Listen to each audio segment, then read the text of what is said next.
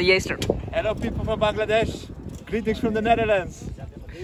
Greetings From Morocco, and I have a good friend from Bangladesh. and from Italy. Okay, thank you. হ্যাঁ, ভিডিওর শুরুতে যেমনটি দেখলেন, নেদারল্যান্ডসের মানুষজন এমনই ফ্রেন্ডলি। গত 20 এপ্রিল নেদারল্যান্ডসে ডে ট্রিপে গিয়েছিলাম। উদ্দেশ্য ছিল টিউলিপ ফুলের বাগানগুলো ঘুরে দেখা।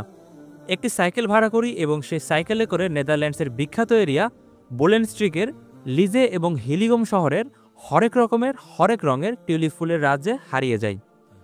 টিউলিপের নাম শুনলে আমাদের মাথায় যা ভেসে উঠবে তা হলো নেদারল্যান্ডসের নাম, কিন্তু টিউলিপের আদি উৎপত্তিস্থল হচ্ছে বর্তমান তুরস্ক। হ্যাঁ, মানে ওসমানী শাসনামলে এই ফুল ইউরোপে প্রবেশ করে এবং সৌন্দর্য ও সম্পদের প্রতীক হয়ে ওঠে। সপ্তদশ শতকে একটি টিউলিপ ফুলের মূল্য ছিল একটি বাড়ির মূল্য থেকেও বেশি। বর্তমান নেদারল্যান্ডস 2 বিলিয়ন তথা 200 কোটি টিউলিপ ফুল প্রতি বছর রপ্তানি করে থাকেন। আজকে আপনাদের এই ভিডিওতে ঘুরে দেখাবো সে টিউলিপ বাগানগুলো, সাথে দেখাবো লাইডেন ও আর্নহেম শহর এবং আমি কিভাবে কোথায় ঘুরেছি তার বিস্তারিত। তাহলে আর দেরি না করে চলুন শুরু করা যাক। তবে শুরুর আগে আমাদের চ্যানেলে সাবস্ক্রাইব করে না থাকলে দয়া করে সাবস্ক্রাইব করুন।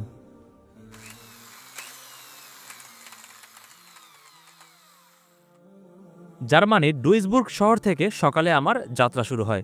সেখানে দীপ ভাইয়ের বাসায় রাতে ছিলাম। তার বাসা থেকে সকালে বাসে করে চলে আসি ডুইসবুর্গ সেন্ট্রাল স্টেশন। সেখান থেকে ট্রেনে করে যাই ওভারহাউজেন সেন্ট্রাল স্টেশন। সময় লাগে মাত্র 8 মিনিট। নেমেই তথ্যকেন্দ্র থেকে জিজ্ঞেস করে নেই নেদারল্যান্ডসের আর্নহেমের উদ্দেশ্যে বাস এক্স কোন দিক হতে ছেড়ে যাবে এবং সময় মতো যেয়েও পৌঁছাই বাস স্টপ।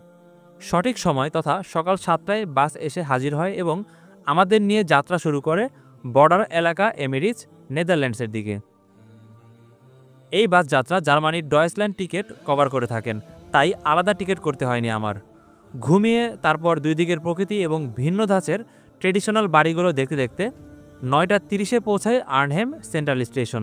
বের হয়ে প্ল্যাটফর্মের ভিতরে ঢোকার চেষ্টা করি, কিন্তু ব্যর্থ হই। তো প্রথমে এন্ট্রান্স দিয়ে ঢুকতে পারছিলাম না, এই হলো আমার টিকিটের কিউআর কোড, এটা কাজ করছিল না।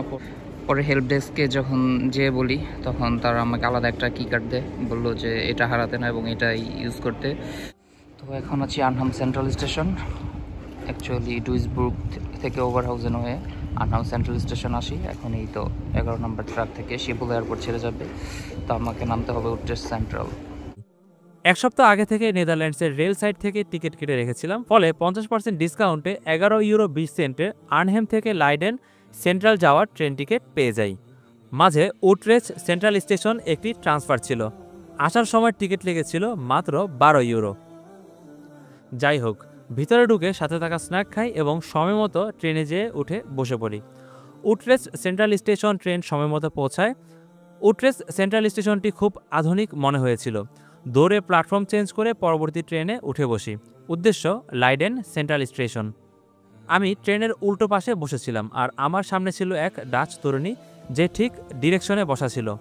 স্বাভাবিকভাবে বাইরের ল্যান্ডস্কেপ ক্যামেরায় ধারণ করার চেষ্টা করছিলাম, তবে ডিরেকশনের উল্টা বসায় কিছুটা সমস্যা হচ্ছিল। আমার পাশের ডাচ মেয়ে তা বুঝতে পেরে নিচ থেকে অ্যাপ্রোচ নিল তার সিট চেঞ্জ করার জন্য। If you want you can sit here, then you will get a better view. If you have no problem, it would be better as it's my first trip in Netherlands. এরপর Netherlands, Bangladesh সহ বিভিন্ন interesting বিষয় নিয়ে অনেক কথা হলো। Sorry? Can I ask you a question? Why all the building structure are same? Sorry? সে বিদায় নেওয়ার সময় বুঝিয়ে দিল, তোমার স্টপেজ কিন্তু পরবর্তী স্টেশন। জার্মানির ট্রেন কখন লেট করে, কখন প্ল্যাটফর্ম চেঞ্জ করে, কখন ক্যান্সেল হয় বলা যায় না, কিন্তু নেদারল্যান্ডসে ট্রেনগুলো সঠিক সময়ে চলতে দেখি, সঠিক সময়ে ডেস্টিনেশনে নামায় দেয়। যাই হোক, লাইডেন সেন্ট্রাল স্টেশন থেকে বের হয়ে রওনা দেয় সাইকেল শপের দিকে। 10 মিনিট হাঁটার পর পৌঁছায় সাইকেল শপে, যেখানে আগে থেকেই একদিনের জন্য সাইকেল বুকিং করে রেখেছিলাম। সাইকেল শপ থেকে পছন্দ মতো একটা সাইকেল নিয়ে নিলাম। গুগল ম্যাপ অন করেই রওনা দেয় হিলিগমের দিকে। আর টিউলিপ বাগান যাওয়ার আগেই লাইডেন শহরের যে ভাইব্রেন্ট ভিউ তা দেখে মুগ্ধ হয়ে যায়। তখনই পরিকল্পনা করে রাখি আসার সময় লাইডেন শহরের এদিক ওদিকটাও এক্সপ্লোর করব। আরেকটা বিষয়, কোনো ট্রাভেলার নেদারল্যান্ডস ঘুরতে আসবেন আর সাইকেলে করে ঘুরবে না, তা কিন্তু হতেই পারে না। নেদারল্যান্ডসে তার জনসংখ্যার চেয়েও সাইকেল সংখ্যা অনেক বেশি। ডাচ মানুষজনের পাশাপাশি প্রচুর ট্রাভেলাররাও সাইকেল করে ঘুরতে বের হন। তেমনি নেদারল্যান্ডসে গেলে দেখবেন বোহেমিয়ান সাইক্লিস্টরা সবাই সাইকেল সাথে নিয়ে পার্টি করছেন, সাইকেলের বিশাল বহর নিয়ে শোডাউন করছেন। ট্রেনে 2 ব্যক্তি তাদের সাইকেল নিয়ে উঠেছিলেন এবং তারা দুজনই তাদের সাইকেলের ফিচার নিয়ে কথা বলছিলেন। এদের একজনের সাইকেল ছিল নজরকাড়া ডিজাইন ও শেপে ভরা। যাই হোক, সবুজে ভরা প্রকৃতির ভিতর দিয়ে আমি সাইকেল চালিয়ে যাচ্ছি আর আশেপাশের শান্তনিথর প্রকৃতি দেখে মুগ্ধ হচ্ছি। সবুজের মাঝে প্রচুর পরিমাণ ফুলগাছ রয়েছে, যাদের সুবাসিত ঘ্রাণ চারপাশ আন্দোলিত করছিল। আবার পাশ দিয়ে তো লেক বয়ে চলছিল। এভাবে শহরের ভাইব্রেন্ট ভিউ, তারপর কান্ট্রি সাইড, ল্যান্ডস্কেপ মারিয়ে একসময় দেখা পাই কাঙ্ক্ষিত সেই টিউলিপ বাগানের, যা দেখার সাথে সাথেই আমার চোখ জুড়িয়ে যায়।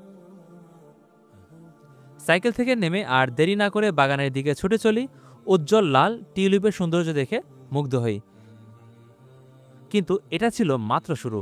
যাওয়ার পথে দুধারেই টিউলিপ বাগানে ভরা। কোনটা রেখে কোনটা দেখব তা বুঝে উঠতে পারছিলাম না। আবার সবগুলোই তাদের নিজেদের মতো করে সুন্দর। কোনোটায় না গেলে তখন আবার আফসোসের কমতি থাকবে না।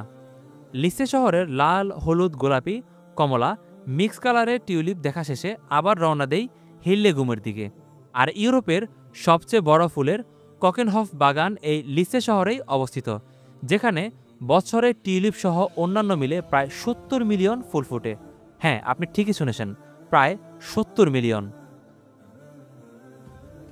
হিল্লেগুম টাউন হলে যে চ্যাটজিপিটিকে জিজ্ঞেস করি আমার আশেপাশে কোথায় টিউলিপ বাগান আছে।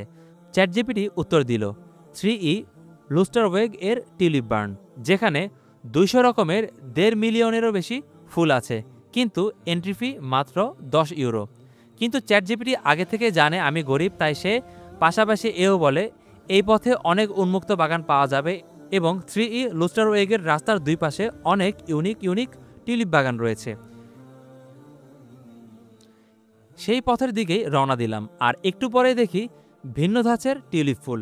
তারপরেই দেখা পাই ডার্ক গোলাপি রঙের টিউলিপ। এইখানে কিছু সময় কাটানোর পর ওই লুস্টারওয়েগের পথে আরেকটি বাগানে যাই, যা আমাকে বিমোহিত করে। উক্ত বাগানে বিভিন্ন ভ্যারাইটির ফুল একত্রে ফুটেছিল, যা দেখতে অসাধারণ লাগছিল, সাথে পাখির সুরধ্বনিও ছিল।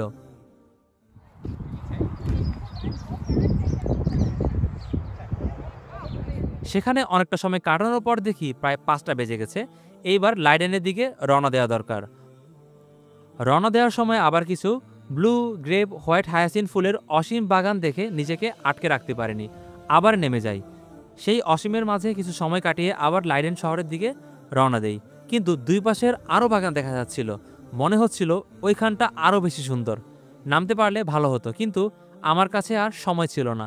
আবার লাইডেনের শহরটাও একটু ঘুরব। লাইডেন শহরে সন্ধ্যা 7টার দিকে ফেরত আসি। এই ঐতিহাসিক শহরে মনোমুগ্ধকর অনেক খাল দেখা যায়।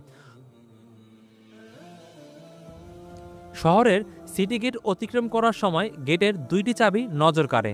মনে হয় পাইরেটস অব দি ক্যারিবিয়ান কিংবা ওয়ান পিসের কোনো ট্রেজার কি। খালের বিভিন্ন দিকে বিভিন্ন রকমের শিপ ও পোর্ট দেখে বোঝা যায় ডাচ এম্পায়ার তথা ডাচ ইস্ট ইন্ডিয়া কোম্পানির সোনালী যুগে এর গুরুত্ব কতটুকু ছিল। খালের পাশের বাসাগুলোতে সবারই স্পিড বোট রয়েছে। বোটে করে প্রিয়জনের সাথে বের হচ্ছেন। মানে শহরে যেমন আপনার গাড়ি পার্কিং থাকে, তেমনি লাইডেনের মানুষদের রয়েছে স্পিড বোট পার্কিং। এমনকি বিভিন্ন হোটেল ও লাইডেন সেন্ট্রাল স্টেশন নৌকা কিংবা শিপের আদলে ডিজাইন করা। এইবার সব পিছনে ফেলে ফিরে আসার পালা। সন্ধ্যা 7:30টার দিকে ডে ট্যুর ইস্তফা দিয়ে লাইডেন সেন্ট্রাল স্টেশন উটরেস্ট হয়ে আর্নহেম সেন্ট্রাল আসি এবং আর্নহেম শহরের এদিক ওদিক হেঁটে কিছুক্ষণ ঘোরাঘুরি করি। হালকা বৃষ্টির মধ্যে শহরটির রাতের ভিউ অ্যাস্থেটিক লাগছিল। হাঁটাহাঁটি শেষে আবার আর্নহেম সেন্ট্রাল আসি এবং সেইখান থেকে রাত 9:45-এ জার্মানির ডুইসবুর্গের উদ্দেশ্যে বাস এক্সে উঠি এবং রাত 12টার দিকে ওভারহাউজেন হয়ে দেন ডুইসবুর্গ ফিরে আসি।